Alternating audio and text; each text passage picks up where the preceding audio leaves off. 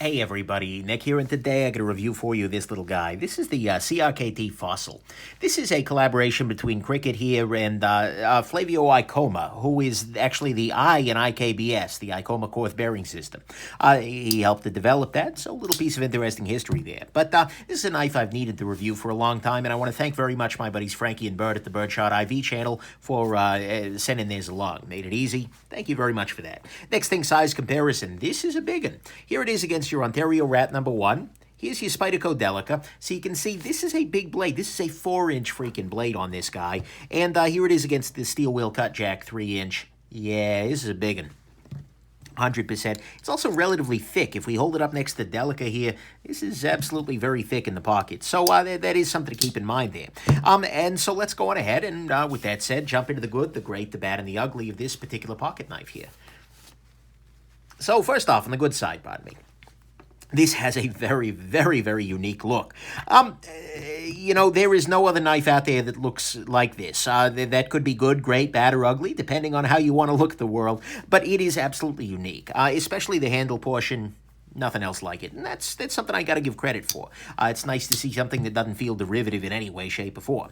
Next thing, this is using captive bearings. Although it says IKBS on the side of it here, it is using the bearings are entirely within cages. So it's basically like any other bearing knife, and that actually is a nice thing for maintenance. IKBS with the individual balls is a real test of patience, and you know, to see the captive with the action still being this good, can't argue with that, not at all. Next thing, the clip on this guy is good in a couple of ways. Nice on standoffs there. Plenty of flex to it. But the important thing, it may be a little hard to show off, but hopefully you can see, is that directly under the clip there is actually a flat portion of the G10, where it doesn't have this kind of rocky texture to it. And what that means is that your pants pocket material can slide across smooth G10 rather than across rumbly, bumpy G10.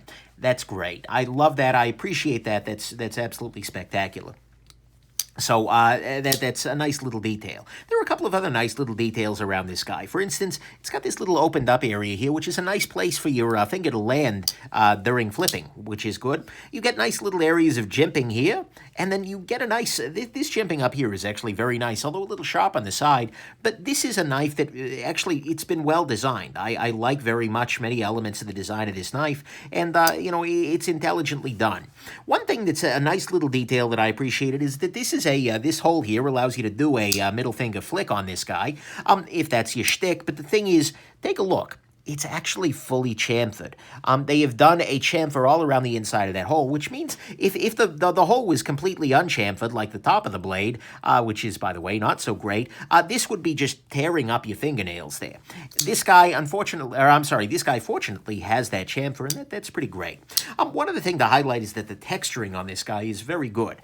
This is not going anywhere. In your hand, this is locked in place, both because of the things like the finger choil here, and the overall design of it, but also this very grippy G10 Index. This is just a great knife if you're working at a Vaseline factory. Will not slip out of your hand no matter what. So that's good. This does have a full back spacer, well, more or less full. There is an area where the flipper tab comes through. But no, I mean, I love very much seeing that. So often standoffs are used, and so often standoffs are lazy. Seeing a backspacer, love it very much. And then that is, to me at least, what's good about this knife. I like very much many aspects of it. And so there you go. It is got a full backspacer, nice texturing and jimping, chamfered hole for the finger flick. Place for your finger to land following the flip there. The clip lands on a very nice little area. It's using captive bearings and has a pretty unique look to it, which for better or for worse is absolutely a thing. To me, what is great about this knife 100% is going to be that action. Because seriously, 100% reliable flipper. A great flipper, actually. I would go so far as to say this has a great action. This is really, really nice. And in fact, on the close, it does fall shut. It's not in the same degree of, you know, speed that some do, but oh my God, is this a nice action. This is an action that I took it out of the package, it's like, whoa, that's cool. And so I appreciate that very much. This action is much, much higher end. It's more akin to the kind of thing you'd see on like a $200 or $300 knife than what you would find in a, $60 cricket here. So I got to say, the action on this is absolutely by far the very best thing about this knife, and it is great. On the bad side, first off, this is a surprisingly large knife. Like I said, 4 inches is a lot of freaking knife. I mean, holy crap. And so I don't necessarily love that. That's a little much for a lot of people. It's also a very thick knife. If we hold this up next to the Delica, which I will put away here, you can see that the thickness of this guy, I mean, even the metal on the inside is as thick as the Delica. Then it's got this extra thick G10 on the side here. Oh, man, that's pretty thick. And so both of those things, you just got to know going into it. They're not problems per se, and it helps to fill the hand a little bit more, but is that thick and big. Next thing, it's a little weird to me that this isn't IKBS, given that it has the IKBS symbol, and that it is by one of the two people responsible for IKBS. It's odd to me. Not a bad thing, just it's odd. Next thing, the steel on this guy is 8CR13 MOV. It's a steel that's easy to sharpen, takes a great edge, but doesn't hold it very long. It's either barely adequate or barely inadequate for EDC. It'll be fine, but it's not going to be good.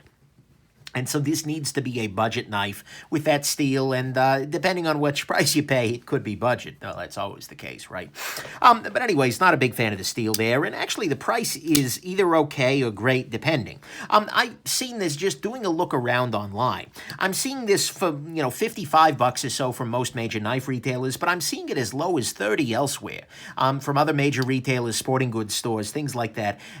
At $55, this isn't all that impressive. At $30, this is really impressive. So this is very conditional depending on what you're able to pay at the time. It could just be that some of these are, abrupt deals that will go away, but it is really price dependent here, and the price can be great or okay depending. Next thing, this blade has a recurve, and it's not a really strong one. It's kind of a non-committal recurve, especially given the fact that the only part that really recurves is this little bit right back here. I would much prefer to have they just made this either a straight pull back in, or they just kept this little part flat. That would just make this a lot easier to sharpen, particularly on systems that use flat stones or bench stones, things like that. These kinds of weak recurves just always are like, why are you doing this? Why bother? It's not, no, just either recurve it like you mean it or don't at all. But that's the big deal. The design for me personally, I really don't care for. Look, I mean, it's unique, I'll give you that, but it has weird elements. Like, I'm sorry, this hammering texture, but it isn't hammering, like milling or something, it doesn't make sense to me, and it looks permanently dirty. I mean, I'll zoom in here. You can see that all throughout there are these little tiny... It's like there's remaining forged patches, but I kept wanting to clean that out, like, out damn spot sort of thing. Not a big fan of that, whatever. And also the random palm holes here. Bird over the Birdshot IV said, well, it's a breathable design to help keep your palms cooler, which is about the only way that makes sense. But look, I mean, it's a matter of taste, but this is deeply not my taste. I get they're making it look like a fossil or something, but I'd prefer this design and stay in the ground. But that's beside the point. That's aesthetic. Getting into more objective issues, this is not super well made. I mean, it's an inexpensive CRKT, what do you want? But you get things like the uneven edge. The edge is definitely wider in some places than other places. You get major gaps in the backspacer here, as well as it's the case that the backspacer is taller than one of the scales, but shorter than one of the other ones. It's not super well done. I mean, again, it's a $40 cricket, what do you want? But still, I'm not super impressed with the fit and finish here. Next thing, the ergos don't work for me really particularly at all. I mean, I can grab it, it's okay, but I get a really strong hot spot off this. I get hot spots off of the back of the clip, off of this area here, off of this. This is just kind of a bucket of hot spots for me. There were definitely worse out there, but the ergonomics, just like holding this, was like, no, thank you, I'm good. And speaking of things that are, no, thank you, I'm good about this. This is kind of a weird knife in the pocket because it's very long and very thick and has all these weird areas to it, all these prominences. And so in the pocket, fundamentally, this just felt very strange. That's not a big deal, but one thing that is a big deal with the pocket is that this has a serious pocket pecker.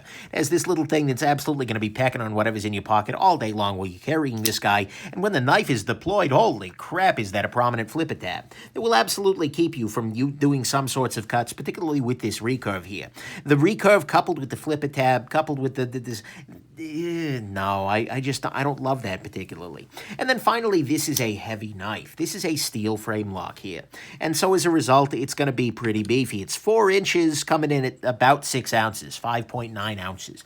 That's a lot of freaking heaviness. Heaviness, weight. That's the term I wanted there, weight. But anyways, it is a very heavy knife, and that adds to the whole weirdness in the pocket thing, and so to me that's the bad, is it's heavy, it's got a serious pocket pecker going on here, the ergos just don't work for me at all, it is not super well made, although for the price, whatever. I don't love the design particularly on it, but that's very personal. It has a non-committal recurve, which I don't like. The price is okay to great, really depending on where you want to get it. The steel is, not that good. It's not actually IKBS, despite the I in IKBS having designed it, and it is a surprisingly large knife that's going to be illegal in a lot of places. The only ugly thing is, honestly, to me, the overall knife, but that's entirely subjective, and it's not really in the spirit of what the ugly is for this review. So, although I think this knife is very ugly, there's nothing that's particularly ugly about this knife, if that makes sense. So let's go to the final conclusion. To me, at least, this knife has a surprisingly good action. That is the best thing that this thing's got going for it. That's what makes it interesting. I mean, the action is really, really great. I like this action a lot. They've done an incredible job dialing it in and just making it great detent and everything like that. No other part of this knife is, oh my god, good, but frankly, no other part of it is, oh my god, bad, particularly if you don't mind the aesthetics here. To me, at least, this is a big heaping of with a stellar action strapped to it. And so the big question really becomes the price on this guy, which is, like I said, weirdly variable. The action on this guy is absolutely competitive with some of your Chinese brands, like the high-value $40 knives out there.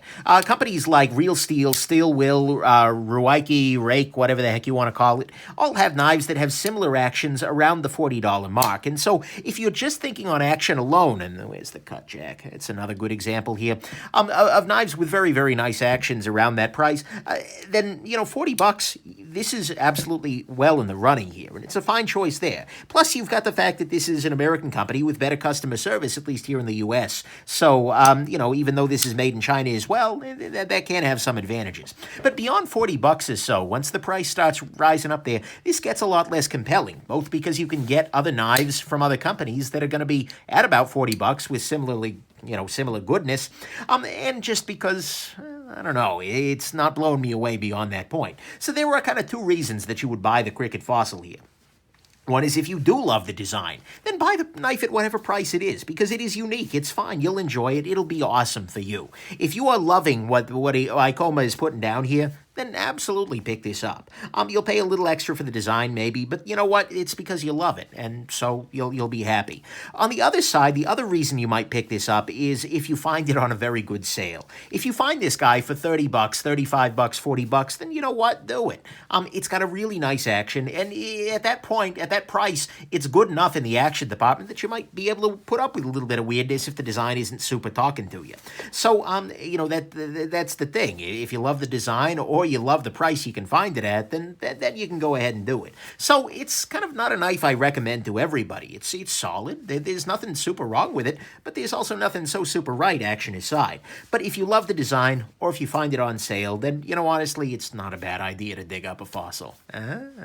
Anyways, hope this has been interesting to you, and have yourselves just an absolutely wonderful rest of your day. Bye now.